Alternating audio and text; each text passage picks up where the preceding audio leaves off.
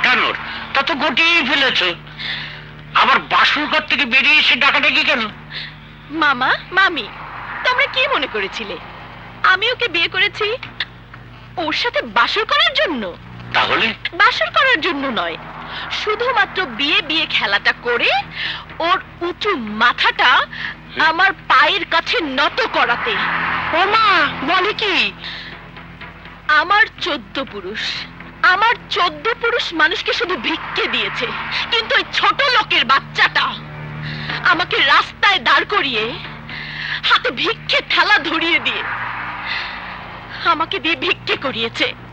চৌধুরী বাড়ির একমাত্র মেয়ে চৈতি চৌধুরীকে ভিক্ষে করতে বাধ্য করেছে। এই অপমান চৈতি চৌধুরী মেনে নিতে পারে না, কখনো না। আরে আমরা তো তাই মনে করছিলাম, পরে তোর ভাবসাব দেখে সব গোলমাল হয়ে গেল। এখন বল, প্রতিশোধ দেবার জন্য বিয়ের কি দরকার ছিল? শক্তি দিয়ে ওকে কিছু করা যাবে না জেনেই বুদ্ধির খেলা খেলেছি। তুমি কি মনে করেছো কোটি টাকার দেনমোহরের জন্য সানি যে কথাগুলো বলেছিল ওটা সানির কথা ছিল? না মামা না, সেটা ছিল আমার শেখানো কথা।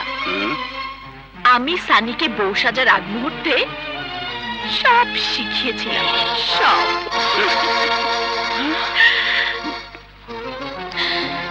এই ছোট লোকের বাচ্চাটা আমাকে দিয়ে ভিক্ষে করিয়েছে, আর আমি ওকে দিয়ে আমার বাড়ির চাকরের কাজ করাতে চাই।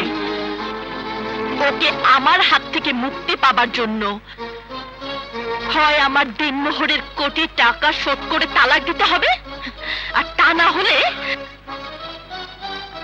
কোটি টাকার জন্য আমার বাড়িতে আজীবন চাকরের কাজ করতে হবে। এই কিছু সময় আগের চৈতি আর এই চৈতির মাঝে কত পার্থক্য মনে হচ্ছে না?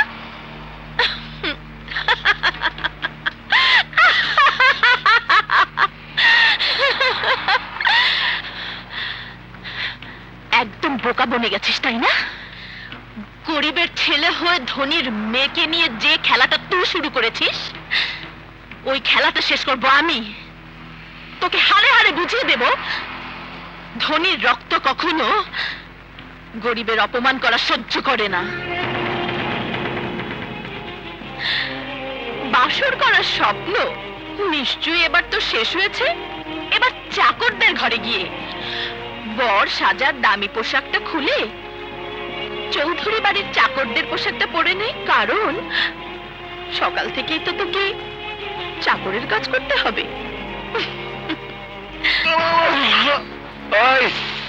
কি হয়েছে? হ্যাঁ, সকাল সকাল এত চেঁচামেচি কিসের? মামা দেখেছো দেখেছো, ভাবখানা যেন নবাব জাদা এসেছে। মামা, নবাব জাদাকে বলো চাকরির কাজ শুরু করতে।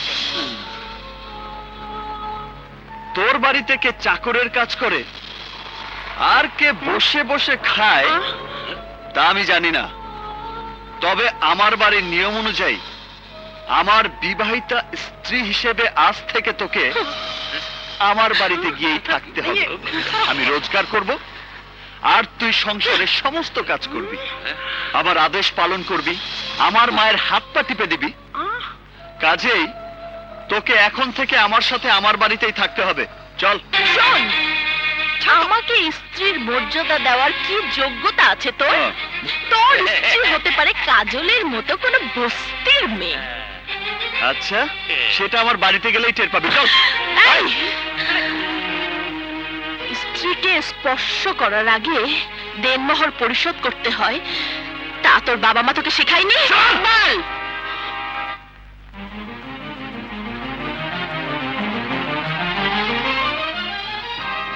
ইকবাল, কি ব্যাপার, কি হয়েছে? মা, তোমার ছেলের বউ হওয়ার জন্য ও আমাকে বিয়ে করেনি, বিয়ে করেছে প্রতিশোধ দেবার জন্য। ও আমাকে ওর বাড়ির চাকর বানিয়ে রাখতে চায়, ও দেনমোহরের টাকা চায়। এ কথা কি সত্যি চৈতি? হ্যাঁ হ্যাঁ সত্যি। আমি যা বলেছি সেটা করিয়েই ছাড়বো। তোমার ছেলে হয় আমার দেনমোহরের 1 কোটি টাকা পরিশোধ করবে, নয়তো আমার বাড়ির চাকর হয়ে থাকবে। এটা আমার জেদ। ইকবালও তোমার চেয়ে কম জেদি নয়। যারা ওকে চেনে জানে, তারা ওকে বলে জেদি বাবার জেদি সন্তান। তুমি যতই চেষ্টা করো না কেন, ও তোমার কাছে মাথা নত করবে না। কারণ আমি ওকে অনেক কষ্টে বড় করেছি সত্য, কিন্তু অন্যায়ের কাছে মাথা নত করার শিক্ষা দেইনি। কিন্তু আমি তোমার ছেলের মাথা নত করিয়েই ছাড়বো। আমি আমার দেনমোহরের মাত্র 1 কোটি টাকা চাই। অবশ্যই তুমি পাবে, কারণ এটা তোমার ন্যায্য পাওনা। তবে এর জন্য তোমাকে অপেক্ষা করতে হবে, সময় দিতে হবে। আমার বিশ্বাস তাহলে আমার ছেলে গুনে গুনে তোমার দেনমোহরের টাকা পরিশোধ করে দিতে পারবে। আর যদি ব্যর্থ হয়, তাহলে তোমার ছেলেকে আমার বাড়িতে চাকর হয়ে থাকতে হবে। বলো রাজি? এই চল! মা, মা, তুমি এই বেয়াদবটাকে বলো ওর দেনমোহরের টাকা ও সময় মতোই পেয়ে যাবে। সেই সময়টা কতদিনের আমরা কি তা জানতে পারি? টাকা তো আর বাতাসে ওড়ে না, পরিশ্রম করে রোজগার করতে হয়। তাই দিনক্ষণ বলা আমার পক্ষে সম্ভব নয়। আমি শুধু এইটুকুই বলতে পারি, আমার জীবনের সবকিছুই হলো আমার মা। সেই মায়ের মাথায় হাত রেখে আমি কথা দিয়েছিলাম, আমার বিয়ের দেনমোহর হবে 1 কোটি টাকা, আর সেই কথা আমি রাখবই। বুঝলে মামুনি, দেনমোহরে টাকা জোগাড় করার নাম করে মা ছেলে এখান থেকে কেটে পড়া ধান্দা করছে। মানে মানে খুব সোজা। আমরা কি করে বিশ্বাস করব 1 কোটি টাকা জোগাড় করে তোমার ছেলে এখানে ফিরে আসবে? আমরা কি করে বিশ্বাস করব তোমরা মা ছেলে পালিয়ে যাবে না? তাহলে তোমরাই বলো, কি করলে বিশ্বাস করবে যে আমরা পালিয়ে যাব না? একটা শর্ত মেনে নিলেই বিশ্বাস করব। কি শর্ত? শর্ত খুবই সহজ, তুমি টাকা নিয়ে ফেরত না আসা পর্যন্ত তোমার মা আমাদের জিম্মায় থাকবে।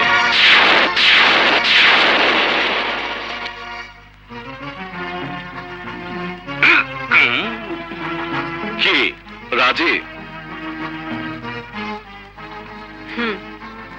রাজি। তবে শর্ত আমারও আছে। আমার সন্তান যদি চৈতির দেনমোহরের কোটি টাকা পরিশোধ করতে পারে, তাহলে চৈতিকে আমার সন্তানের পা জড়িয়ে ধরে ক্ষমা চাইতে হবে এবং বলতে হবে আমার সন্তানই ওর যোগ্য স্বামী। জিজ্ঞেস করো চৈতিকে এই শর্তটা মেনে নেবার সাহস ওর আছে কিনা। মেনে নে চৌতি, কারণ টাকা বাতাসে ওড়ে না। টাকা ছাড়া ওকে তোর বাড়িতে চাকরের কাজ করার জন্য আসতেই হবে। চৈতি মেনে নেই। মেনে নে চৈতি, মেনে নে। মেনে নে চৈতি। আরে টাকা তো বাতাসে ওড়ে না, এই কথা তো ইকবালই বলেছে। ঠিক আছে, মেনে নিলাম। আমরাও মেনে নিলাম। না মা, তুমি তোমার কথা ফিরিয়ে নাও মা। তুমি কেন আমার জন্য জিম্মি থাকবে? আমি সন্তান হয়ে এত বড় শাস্তি, এত বড় কষ্ট তোমাকে দিতে পারবো না মা।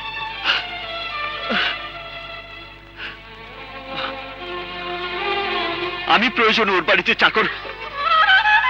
আর বলবি না। কে বলে তোর জন্য আমাকে শাস্তি ভোগ করতে হবে? আর কষ্টের কথা বলছিস?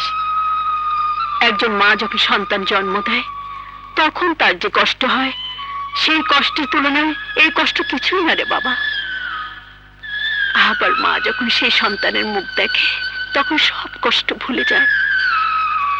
এবার না হয়তো সাফল্যের অহংকারে এই বুকটাকে ভরিয়ে তোলার জন্য আর একটু কষ্ট করব। মা, কোনো ভয় নেই। তোর মাথায় মায়ের আশীর্বাদে হাত রইল। তোকে জয়ী হতেই হবে। তুই ঠিকই প্রমাণ করতে পারবি তুই যেমন আমার অহংকার, তেমনি চৈতির যোগ্য স্বামী।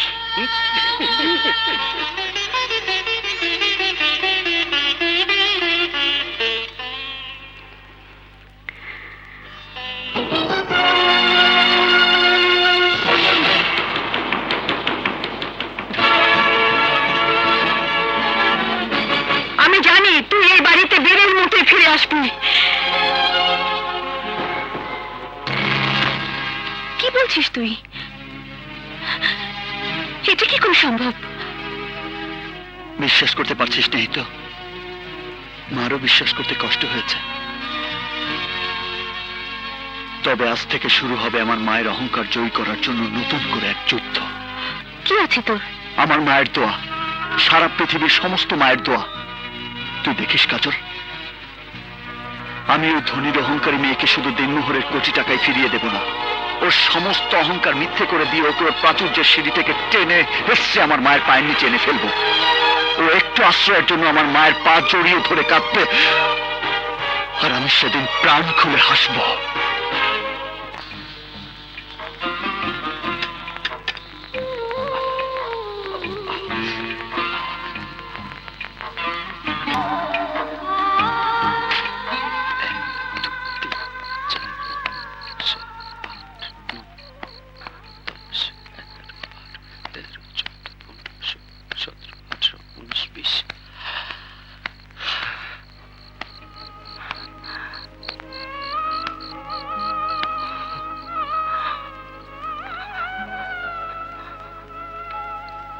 কবে 1 কোটি টাকা হবে?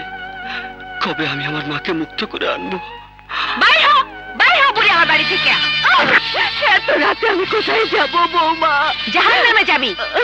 তোর ছেলে টাকা জোগাড় করার নাম করে ভেঙে গেছে। আমি তোকে বসিয়ে বসিয়ে খাওয়াতে পারবো না। যা ভাগ।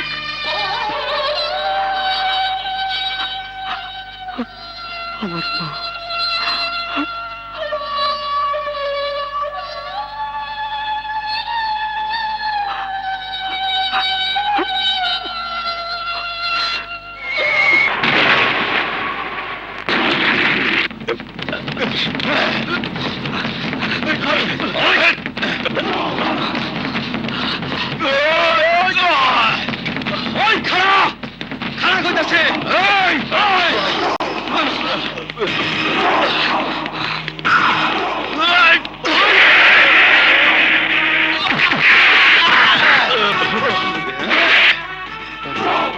তুই জানিস না ওকে মারার জন্য 10 লাখ টাকার কন্ট্রাক্ট নিয়েছি আমরা। 10 লাখ? ভাগ চাইলে ভাগ পাবি, আমাদের দলে চলে আয়।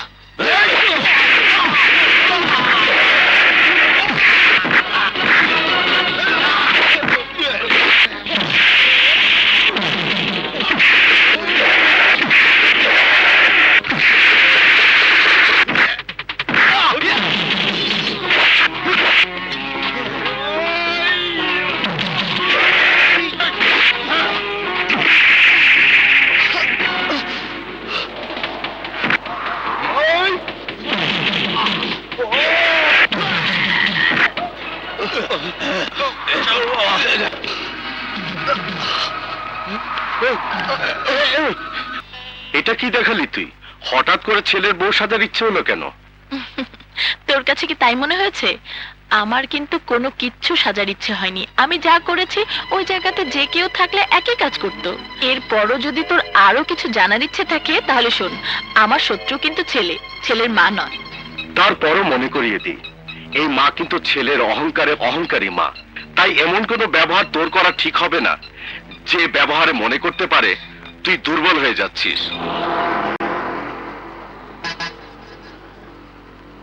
আমি যে কি তা আমি নিজেই খুব ভালো বুঝি।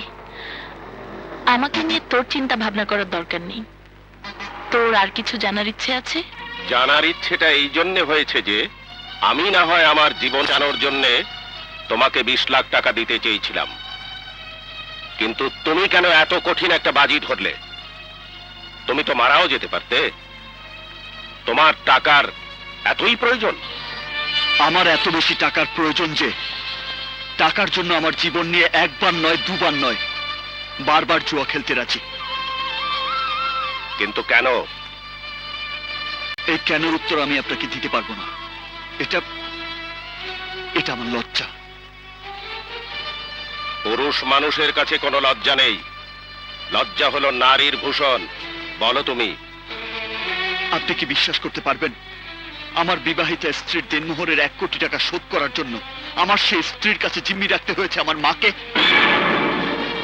কি বিশ্বাস না।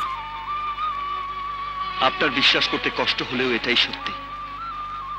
টাকা ছাড়া আমার মাকে জিম্মি দশা থেকে মুক্ত করতে চাইলে আমাকে স্বামীর দাবি ত্যাগ করে আমাকে আমার স্ত্রীর বাড়িতে সারা জীবন চাকর হয়ে থাকতে হবে। কিন্তু আমার মায়ের বিশ্বাস তার সন্তান কখনো হার মানবে না। তাই টাকার জন্য আমি জীবন মরণের কঠিন বাজি ধরতে সব সময় প্রস্তুত। তুমি পারবে ইকবাল, তোমার এই ইচ্ছাটা তুমি ঠিকই পূরণ করতে পারবে। আর এজন্যে আমি তোমাকে সব ধরনের সহযোগিতা করব। তুমি দেনমোহরে কোটি টাকার জন্য তোমার যে মাকে জিম্মি রেখেছ, সেই মায়ের কাছেই তোমার স্ত্রীর উঁচু মাথাটা নত করার জন্যে, তোমার ব্যবসা শুরু করার জন্যে যত টাকা লাগে, যত ব্যাংক গ্যারান্টি লাগে আমি দেবো তোমার। আমার জন্য আপনি এত কিছু করবেন? ইয়েস, করব। আর এই জন্যে করব, আমি যে আজ এখানে দাঁড়িয়ে কথা বলছি সেটা তোমার জন্যে। তাছাড়া আমিও তোমার মতো একদিন গরিব ছিলাম, তাই গরিবের কষ্ট আমি বুঝি। তুমি তৈরি হয়ে নাও ইকবাল।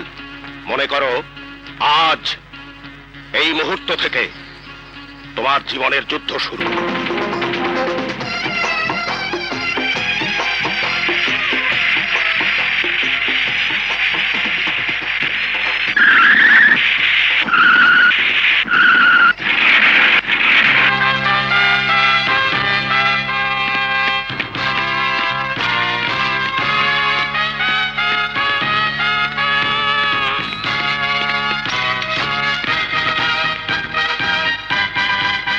বসুন আপনারা।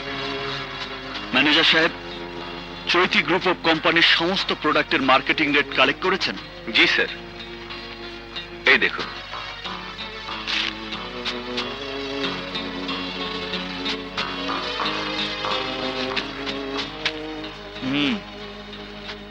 আমি চাই আমাদের প্রোডাক্টগুলো চৈতি গ্রুপ অফ কোম্পানির সমস্ত প্রোডাক্টের চেয়ে 50% কম রেটে মার্কেটে ছেড়ে দিতে। স্যার, 50% কম রেটে মার্কেটিং করলে আমাদের বিরাট অঙ্কের টাকা লোকসান হবে। আমি আমার লোকসানটাকে বড় করে দেখছি না, আমি চৈতি গ্রুপের লোকসানটাকেই বড় করে দেখছি। আমাদের রেটের সাথে প্রতিযোগিতা করে প্রোডাক্ট বিক্রি করতে হলে ওদেরকেও 50% লস দিতে হবে। আর এই লস চৈতি চৌধুরীকে ব্যাংকের কাছে দেউলিয়া বানিয়ে দেবে। আর এটাই আমার চাওয়া। এই জন্য আমি আমার লোকসানের কথা ভাবছি না, আমি শুধু চৈতি চৌধুরীকে সর্বশান্ত করার কথাই ভাবছি। আমি জানতে চাই, আমার এমন শত্রু কখন কিভাবে জন্ম নিল যে নিজের লোকসান মেনে নিয়ে আমার ক্ষতি করার জন্য উঠে পড়ে লেগেছে? এই শত্রুর খবর তো আপনার চেয়ে আমাদের ভালো জানার কথা নয় ম্যাডাম। আপনাকেই খুঁজে বের করতে হবে কে এই শত্রু। অ্যাকাউন্টেন্ট হিসাবে আমি শুধু এটুকু বলতে পারি ম্যাডাম, এই শত্রুতার কারণে কোম্পানির লোকসানের পরিমাণটা 100 কোটি টাকাতে গিয়ে দাঁড়াতে পারে। শুধু তাই না ম্যাডাম, এই লোকসানের কারণে ব্যাংক থেকেও একটা চাপ সৃষ্টি হতে পারে। তাই আমরা মনে করি ম্যাডাম, শত্রুতার কারণটা চিহ্নিত করে একটা আপোষ করা উচিত। নইলে কিন্তু আমাদের জন্য আসলে একটা কঠিন বিপর্যয় অপেক্ষা করছে, যে বিপর্যয়ের ভাঙনে হয়তো আপনি দাঁড়িয়ে থাকতে পারবেন না ম্যাডাম।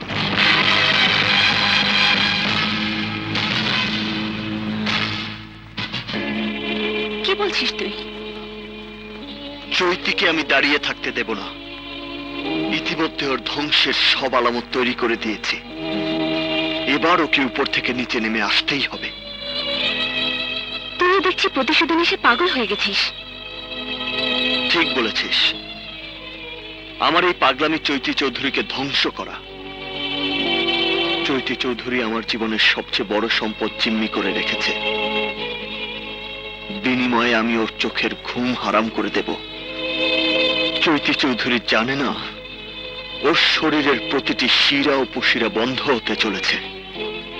আগামীকালের ব্যবসায়িক সমিতির নির্বাচনের পরে ও বুঝতে পারবে চৈতি চৌধুরীর দিন শেষ, আমার দিন শুরু। সম্মানিত সদস্যবৃন্দ, আমি ব্যবসায়ী সমিতির নির্বাচন 2008-এর নির্বাচনী ফলাফল ঘোষণা করছি। 2008 সালের নির্বাচনে জনাব আইকের নেতৃত্বে সবুজ প্যানেল সাবেক সভানেত্রী চৈতি চৌধুরীর নেতৃত্বাধীন হলুদ প্যানেলের বিরুদ্ধে বিপুল ভোটে জয়লাভ করেছে।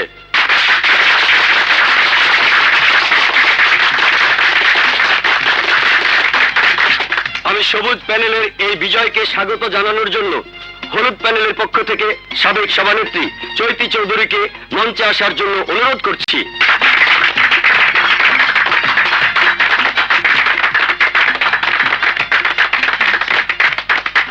উপস্থিত সুধীজন, আমি পরপর দুবার সভাপতি হিসেবে এই সমিতির দায়িত্ব পালন করেছি। এবার আমি হেরে গেছি। নির্বাচনে জয় পরাজয় আছে, এটা সবাইকেই মেনে নিতে হবে।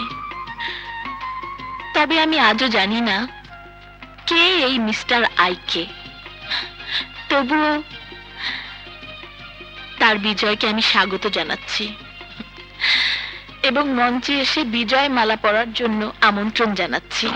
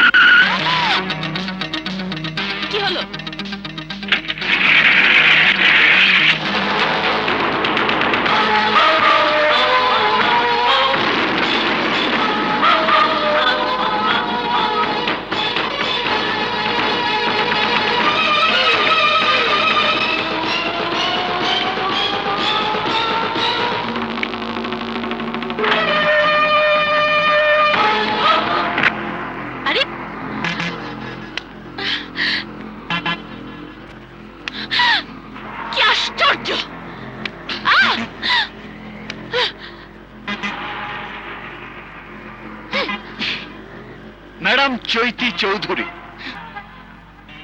আমাকে দেখে নিশ্চয় সেই ইকবাল মনে হয়নি যাকে তুমি তোমার বাড়ির চাকর বানানোর জন্য কাল রাত পর্যন্ত লাখ টাকার পালঙ্কে শুয়ে স্বপ্ন দেখেছ। লুক ম্যাডাম চৈতি চৌধুরী, ভালো করে তাকিয়ে দেখো, আমি সেই ইকবাল। এখন নিশ্চয়ই তোমার স্বপ্ন ভেঙে চৌচির হয়ে গেছে, আর হওয়াটাই স্বাভাবিক। কারণ যে ইকবাল এখনো দিনমোহরের কোটি টাকা শোধ করে তার মাকে জিম্মি দশা থেকে মুক্ত করতে চায়নি, সেই ইকবালের এত বড় উত্থান মেনে নিতে কষ্ট হওয়ারই কথা। কিন্তু আমি সেই ইকবাল যাকে তুমি তোমার বাড়ির পোষা কুকুরের চেয়ে কম দামি মানুষ মনে করেছিলে। আমি সেই ইকবাল যাকে তুমি ফুলের বাসরে স্বামী হওয়ার অযোগ্য ঘোষণা করেছি। ভাবতে পারো তাহলে এখনো কেন আমার মা তোমার বাড়িতে, কেন মাকে মুক্ত করে আনতে চাইনি? এই না যাওয়ার জন্য আমার হৃৎপিণ্ডের প্রতিটি শিরায় শিরায় অনেক কষ্ট জমা করে লুকিয়ে রেখেছে, কাউকে জানতে দেয়নি। কেন জানো? তোমার বাড়ি থেকে আমি আমার মাকে বের করে আনবো না, তোমাকে তোমার বাড়ি থেকে বের করে দেব বলে। শুধু এই দিনটার জন্য আমি নিজে কষ্ট পাচ্ছি, আমার মাকেও কষ্ট দিচ্ছি। আমার এই ইচ্ছা পূরণের আর বেশি দেরি নেই। আজ তোমার পতন শুরু হওয়ার প্রথম দিন। শেষ দিনটার জন্য প্রতিটি প্রহর, প্রতিটি মুহূর্ত টেনশন নিয়ে অপেক্ষা করো, কখন তোমাকে উপরতলা থেকে টেনে হেসড়ে নিচে নামাবো। শুধুমাত্র এই কথাগুলো বলার জন্যই আমি তোমার পথ আগলে দাঁড়িয়েছি। গুড বাই ম্যাডাম চৈতি, গুড বাই।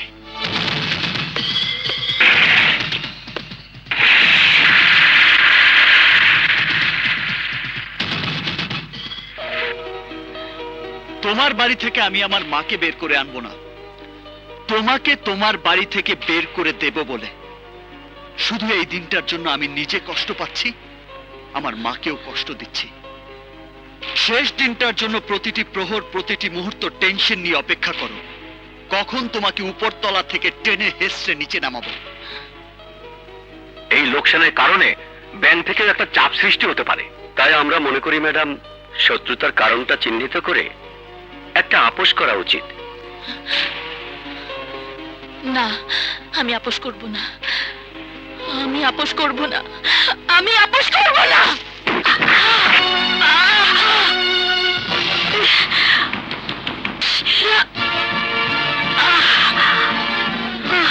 চৈতি মামুনি, তুমি তোমার ঘরে যাও, এমন কিচ্ছু হয়নি। এতটুকু রক্ত বের হলে কেউ মরে না।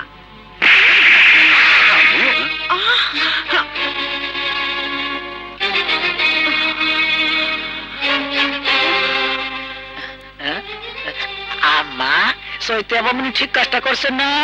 আমি? তুই আমার পেটের ছেলে না শত্রু? উচিত কথা কইলে সবাই মারে কে?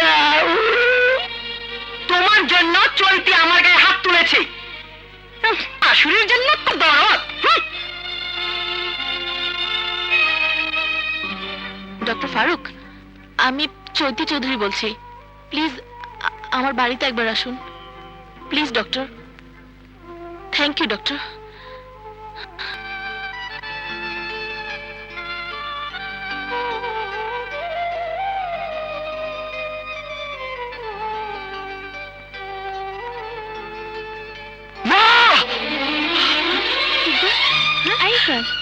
ইকবাল, কি হয়েছে?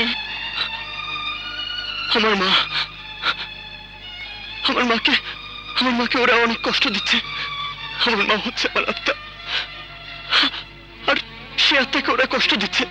আমি জানি তুই তোর মাকে কত ভালোবাসিস। প্রতি রাতে তুই এভাবে চিৎকার করে উঠিস, আর কতদিন এভাবে কষ্ট করবি? দামি খাট, দামি বিছানা ছেড়ে নিচের ফ্লোরে ঘুমাস। কি করবো বল, চৈতি তো আমার মাকে খাটে ঘুমাতে দেয় না। হয়তো ওরা রান্নাঘরে বা বারান্দায় ঘুমাতে দেয়। তুই বল, মাকে রেখে আমি কি করে খাটে ঘুমাই? দেখো বাবা, তোমার আত্মা যেমন তোমার মায়ের জন্য কাঁদে, তেমনি তোমার মায়ের আত্মা তোমার জন্য কাঁদে।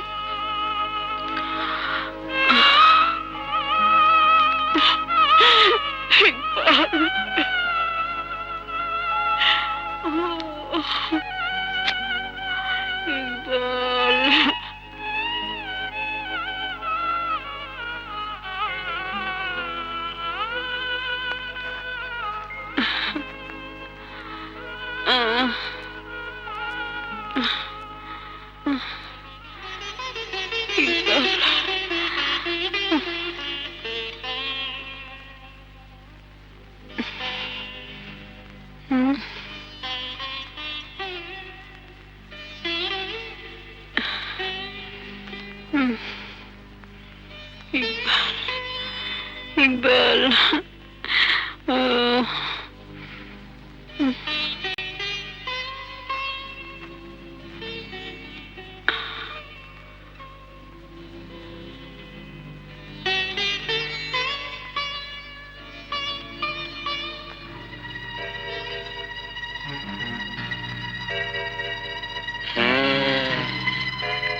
রাতে রাতে শাশুড়ির সেবা করে আর দিনে আমাদের বোকা বানায়। আমাদের বোকা বানাতে চাইলে আমরা যে বোকা না এ কথা চৈতিকে বুঝিয়ে দিতে হবে। আমি বলি কি, তুমি তোমার মনের কথাটা মনে না রেখে চৈতিকে সরাসরি বলে দাও, তাহলে চৈতির মনোভাবটাই বলে দেবে ওর মনের উদ্দেশ্যটা কি। হ্যাঁ সানি, কি বলবি বলে ফেল। ভালো হোক মন্দ হোক, আমি সরাসরি কথা বলা পছন্দ করি। তাহলে সরাসরি বলেই ফেলি, আমি ঠিক করেছি, বিয়ে করব। সত্যি? তাহলে তোর জীবনে বিয়ের ফুল ফুটবে। আমি তো ভাবতাম তুই চিরকুমার ক্লাবের সভাপতি হয়ে থাকবি। মোটেও না, আমি মনে করতাম আমার পছন্দের মেয়েটি একদিন আমাকে জিজ্ঞেস করবে আমি ওকে কতটুকু ভালোবাসি। বল না রে, মেয়েটি কি? বল বল বল। তুই কিরে, খুশি হয়েছিস না অবাক হয়েছিস, কোনটা? ধ্যাত, কি সব বলছিস? শোন, ওসব কথা থাক। আমার কি মনে হচ্ছে জানিস, তুই খুশি হয়েছিস, কিন্তু ইকবালের কথা ভাবছিস। শোন, যে একবার চলে গেছে সে আর ফিরে আসবে না। শোন, তোকে কিন্তু আমি একজন ভালো বন্ধু মনে করি। তুই সেই বন্ধুত্বের সম্পর্কটা কেমন যেন করে দিলি, কোথায় যেন হঠাৎ করে একটা ছন্দপতন হয়ে গেল। শোন, আমার মাথাটা ঝিমঝিম করছে।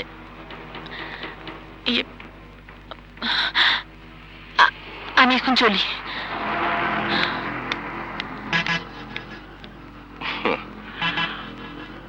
আমি জানি তুই কেন রাজি হলি না। তোর বিয়ে একটা কেন, 10টা হলেও আমি তোকে বিয়ে করবই। আসসালামু আলাইকুম। ওয়ালাইকুম আসসালাম। ম্যাডাম, অসময়ে আপনাকে বিরক্ত করার জন্য আমি দুঃখিত, কিন্তু না এসে পারলাম না। আমাদের জন্য একটা দুঃসংবাদ আছে ম্যাডাম। ম্যাডাম, ব্যাংক লোন পরিশোধ করার টাইমটা আর এক্সটেনশন করে নাই।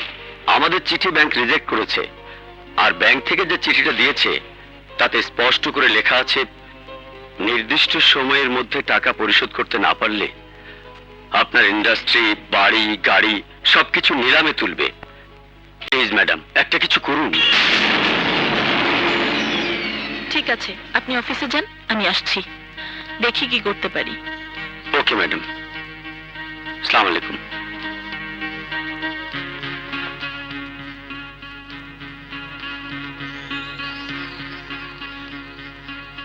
আরে মামনি, এতে ঘাবড়ানোর কি আছে?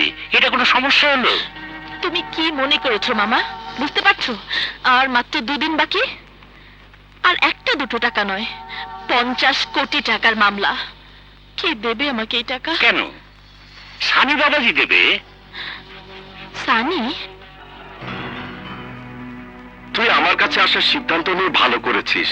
মামা মাকে ফোন করেছিল, জানিস আমি মামাকে বলে দিয়েছি আর কেউ না জানুক। তুমি আর মামি তো জানো আমি চৈতির জন্য দুনিয়াটা লুটিয়ে দিতে চাই। বল চৈতি, কোন শর্তে তুই টাকাটা নিতে চাস? শর্ত? হ্যাঁ শর্ত। 1 নম্বর শর্ত, তুই আমাকে বিয়ে করতে রাজি হলে শুধু ব্যাংক লোনের টাকা কেন, আমার সবকিছু তোকে আমি দিয়ে দিব। আর 2 নম্বর শর্ত? বউ হিসাবে না পেলেও তুই যদি আমার সাথে 1 রাত কাটাস তাহলে আমি তোকে 50 কোটি টাকা দিব। তুই কি মনে করেছিস আমি নষ্টামে? দেহ ব্যবসাটা আমার পেশা। হাহ। তোর কাছে টাকার জন্য আমি নিজেকে বিক্রি করতে ছুটে এসেছি? তুই যদি মনে করে থাকিস তোর মতো সওদাগরের কাছে আমাকে আমি নিলামে তুলবো, তাহলে তুই ভুল করেছিস, ভুল। শোন, তোকে দেখে যত বেশি ঘৃণা হচ্ছে তার চেয়ে অনেক বেশি ঘৃণা হচ্ছে নিজের প্রতি নিজের। যে তোর মতো লোফারকে আমি বন্ধু মনে করেছিলাম। ছি! সানি! চৈতি, আমি জানি আজ থেকে তোর আমার বন্ধুত্ব শেষ, কিন্তু তুই যাতে আমাকে সারা জীবন মনে রাখিস সে অবস্থা করেই তোকে আমি এখান থেকে ছাড়বো। ভালো হচ্ছে না, ছাড়, সানি! সানি!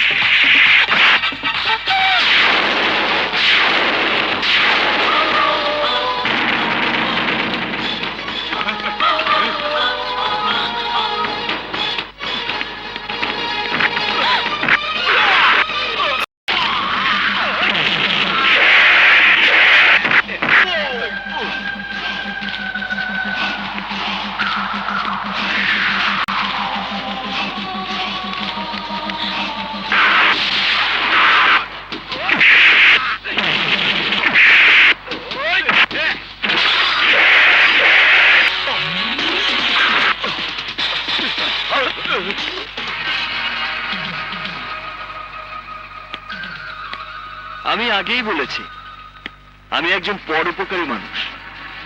আর তাছাড়া আপনি যদি রাস্তায় ধর্ষিতা হতেন তাহলে আপনার আগে আমার নামটাই পত্রিকার হেডলাইনে চলে আসতো। সবাই বলতো শিল্পপতি ইকবাল খানের স্ত্রী ধর্ষিতা। কি জানতে না আমার আপনজন হয়ে এত বড় শত্রুতা করেছিলে কিসের লোভে? বলো কিসের লোভে? বলো কিসের লোভে? চুপ চুপ। আর একটা কথা না বলে তুমি এই মুহূর্তে তোমার বউকে নিয়ে এ বাড়ি থেকে বেরিয়ে যাও। একদম ঠিক বিচার আপামনি। দুষ্ট গরুর চাইতে শূন্য গোয়াল অনেক ভালো। ওই মা বাইরে বাড়ি থেকে নাইলে কিন্তু তোমাকে আমি ঘাট ধরে বাড়ি করে দেবো।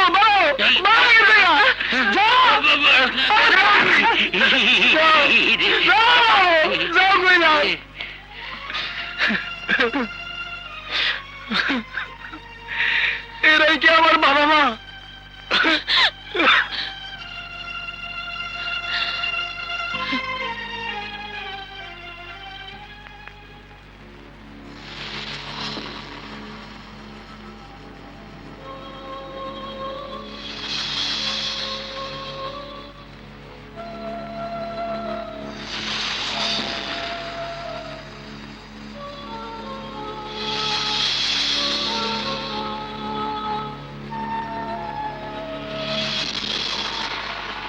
আমি আগেই বলেছি আমি একজন পরোপকারী মানুষ।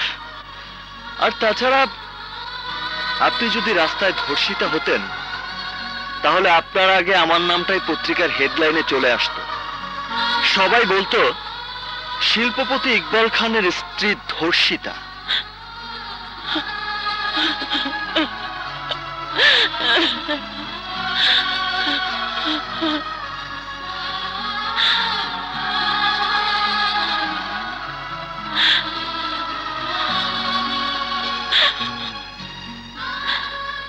মা তুমি শুধু দোয়া করো মা, আমি যেন শত্রুকে সবচেয়ে বড় বন্ধু মনে করি, ওর মনের মতো হতে পারি। আমি যেন ইকবালের মনের আকাশে এক ফালি চাঁদ হয়ে মেঘ সরিয়ে জ্যোৎস্না ছড়িয়ে দিতে পারি। মা মা তুমি দোয়া করো মা, তুমি দোয়া করো।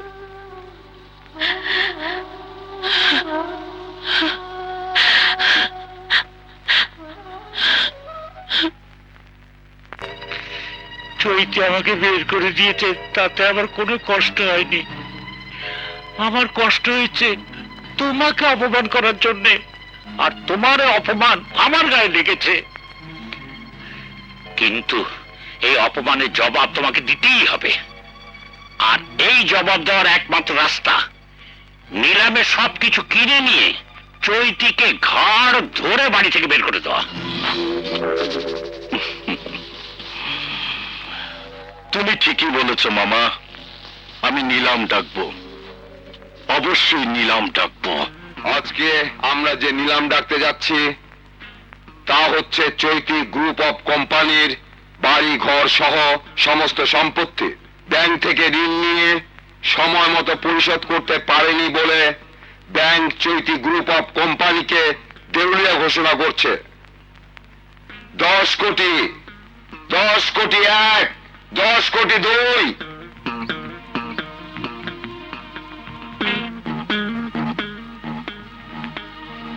15 কোটি, 15 কোটি 1, 15 কোটি 2, 30 কোটি, 30 কোটি 1, 30 কোটি 2, 50 কোটি, 50 কোটি 1, 50 কোটি 2, 50 কোটি 3। হিট।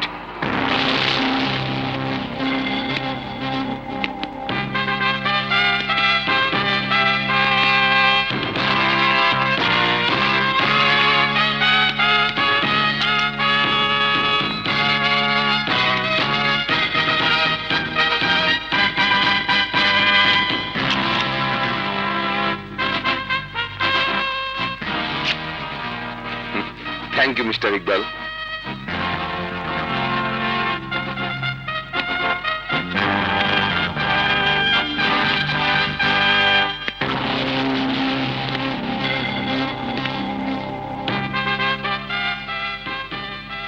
এটা কি করে সম্ভব?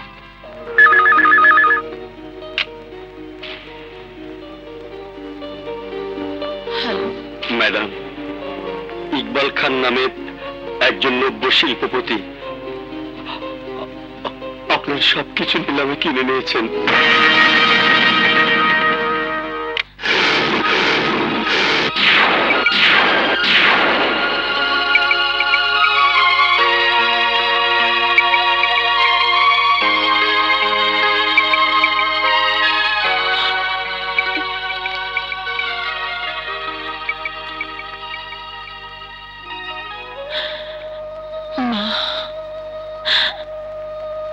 মা গো,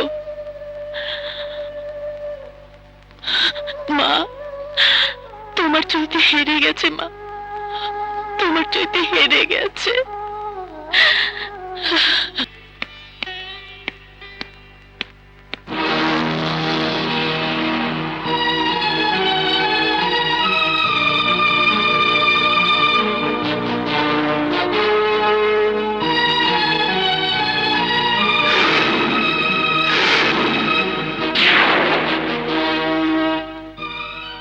মা,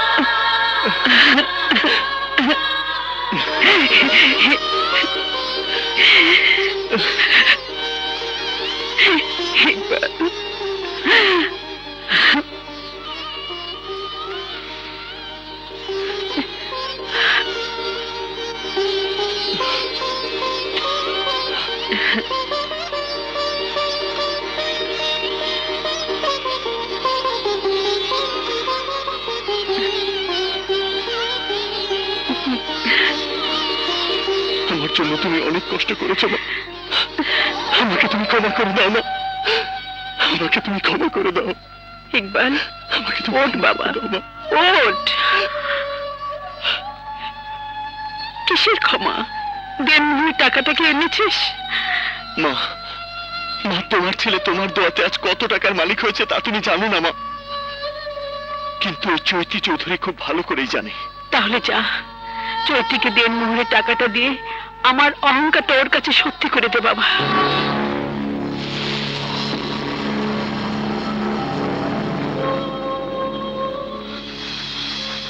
চৈতি চৌধুরী, চৈতি চৌধুরী,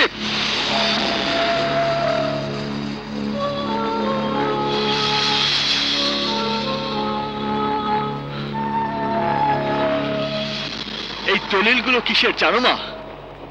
এই বাড়ির, চৈতি চৌধুরীর মিল, ইন্ডাস্ট্রি, সবকিছুর।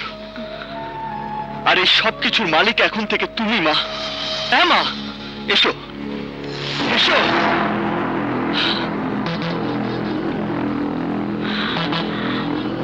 এসো মা, এসো।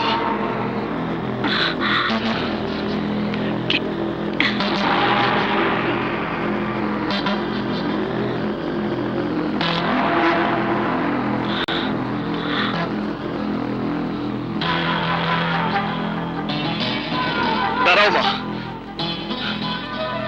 এখানে দাঁড়াও, এখানে দাঁড়াও মা।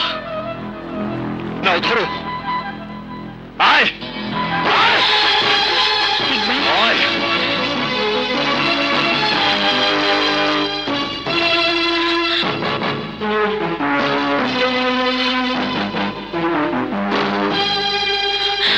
দাঁড়া, এখানে দাঁড়া।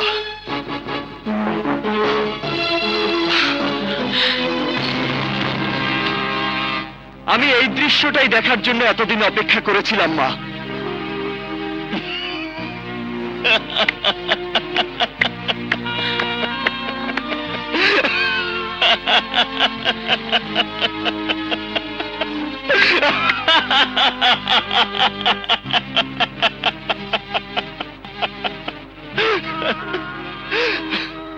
দেখ, উপরের দিকে তাকিয়ে দেখ, আমার মায়ের তুলনায় তোকে কত ছোট মনে হচ্ছে।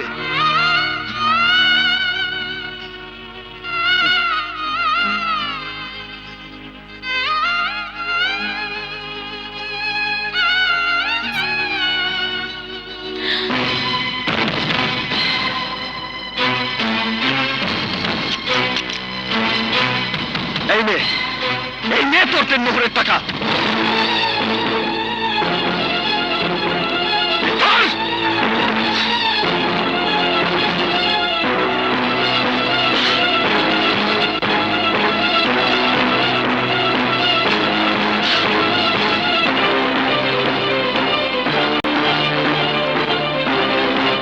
টাকা না, টাকার সাথে তোকে তালাক দেওয়ার কাগজটাও এনেছি। তুই বলেছিলি না তোর স্বামী হওয়ার কোনো যোগ্যতা আমার নেই? আজ আমি বলছি, ভালো করে শোন, আমার স্ত্রী হওয়ার কোনো যোগ্যতাই তোর নেই। তুই বলেছিলি না আমার স্ত্রী হতে পারে কাজলের মতো কোনো বস্তির ফকিন্নি মেয়ে? তাই আমি ঠিক করেছি তোকে তালাক দিয়ে আমি ওই বস্তির ফকিন্নি মেয়েটাকেই বিয়ে করব।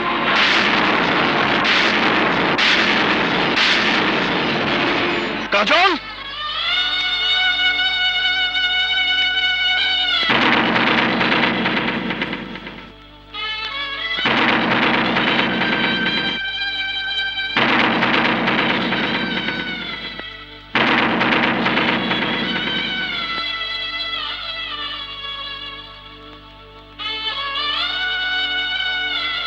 নে তালাকনামায় সই কর।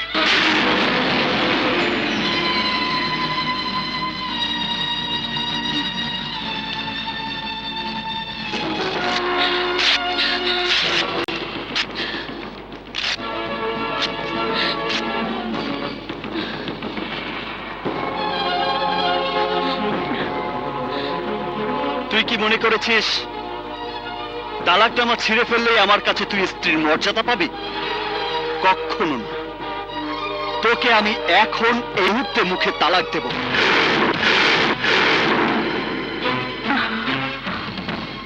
এক তালাক,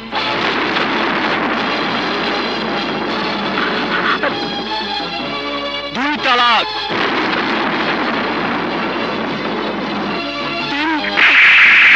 কাকে তুই তালাক দিচ্ছিস?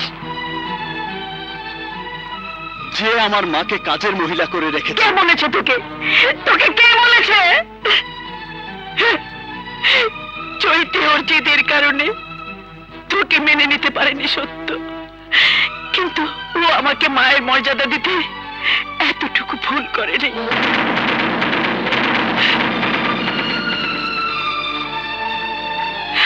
আজ তুই বাড়ির মালিক সেজে চৈতিকে বের করে দিচ্ছিস, চৈতিকে তালাক দিয়ে কাজলকে বিয়ে করবি। তুই আমার সেই ইকবাল আর নেই। প্রতিশোধের নেশায় তুই অন্ধ হয়ে গেছিস। মা চৈতি, তুই এই দেনমোহরের একটা টাকাও স্পর্শ করবি না। ওর টাকা ওর কাছেই থাক। না, যে সন্তান বউ তালাক দিতে চায় সেই সন্তানের মা আমি না। চল চৈতি। দাঁড়াও মা, তোমরা দুজনে তো দুজনের কথা বললে না, আমাকে কিছু বলতে দাও। তোমার সন্তান তো অন্যায় কিছু করেনি, আমি তো ওকে কম অপমান করিনি, তাহলে কেন প্রতিশোধ নিতে চাইবে না? আমি সত্যি তো একটা অহংকারী মেয়ে ছিলাম, আমার সেই অহংকারী জেদটা আমাকে আজ উপর সিঁড়ি থেকে নামিয়ে এখানে এনে দাঁড় করিয়েছে। এজন্য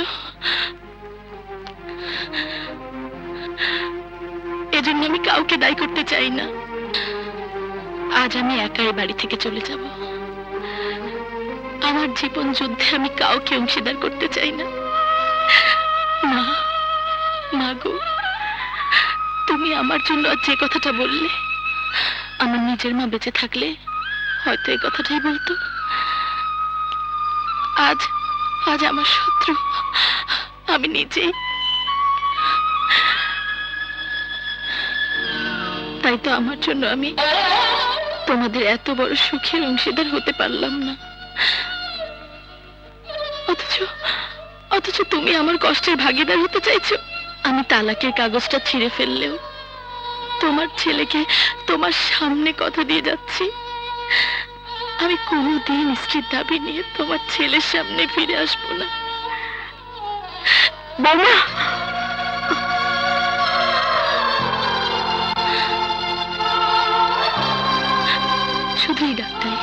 শুধু এই ডাকটাই আর একবার ডাকো মা।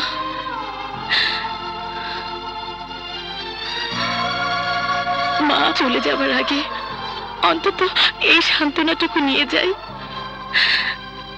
আমি তোমার ছেলের বউ হতে না পারলেও তোমার তো বৌমা হতে পেরেছি।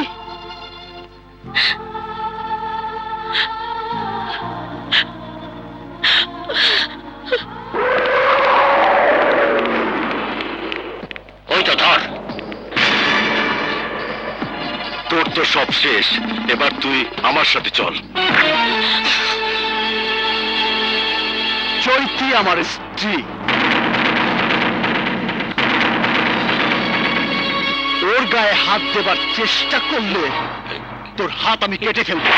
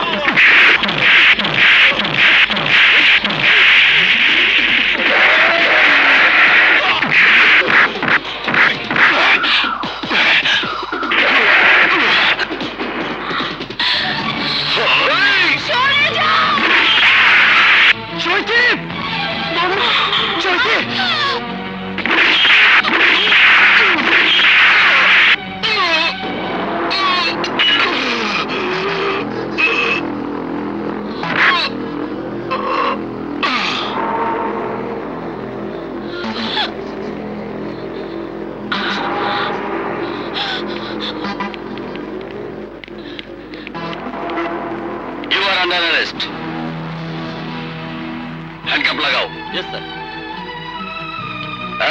সবাইকে নিয়ে চলো। আমি পলাই।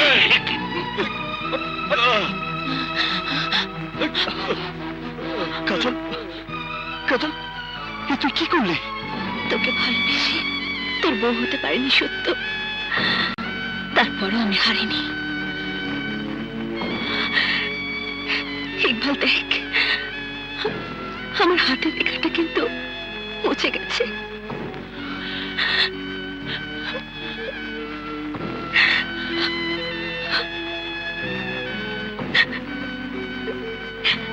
বুঝে জন্মেছি, আমি তোকে খুঁজে পেয়েছি। চৈতের ভালোবাসে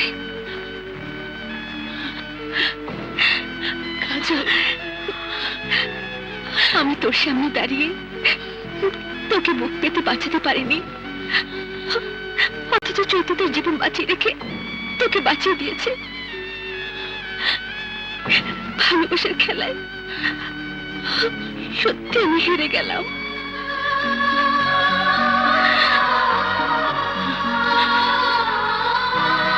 শুনুন,